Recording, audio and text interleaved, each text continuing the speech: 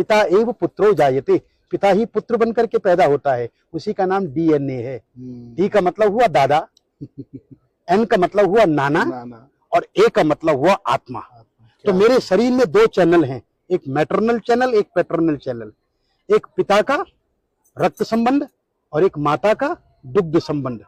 रक्त संबंध लाल रंग खून का, जिसको हम आरबीसी कहते हैं, और श्वेत रक्त कण, जिसको हम डब्ल्यूबीसी कहते हैं, ये हमारे शरीर के अंदर हैं। जब तक मैं जीवित रहूंगा तब तक मैं अपने पितरों का श्राद्ध करूंगा। इसलिए हमारा सनातन धर्म कहता है कि पिता ददाति पुत्रान, पिता पुत्र देता है और दादा पौत्र देता है और परदादा सुख संपत्ति देते हैं।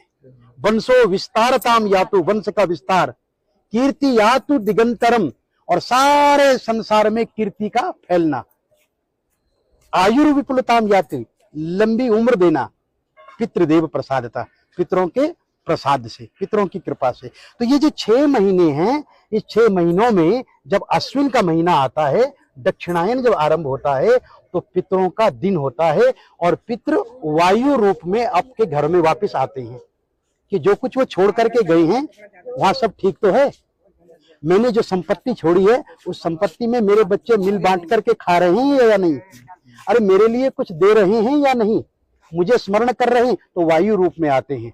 परंतु जो श्रद्धावान पुत्र होता है ना, वो क्या करता है, वो पंडित जी को बुलाता है और उनको बुला करके तर्पण करवाता है। तो तर्पण कितने प्रकार के होते हैं? बोले देव तर्पण, ऋषि तर्पण, मनुष्य तर्पण, पितृ तर्पण और स्वपितृ तर्पण। और पितरों में भी बोले इस जन्म के बंधु नहीं, ये बांधवा अबांधवा, ये अन्य जन्म निबांधवा।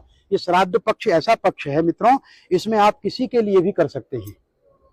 इस जन्म के बंधु या किसी अन्य जन्म के बंधु, वे सब मेरे इस तिल और तर्पण से तृप्ति को प्राप्त होंगे।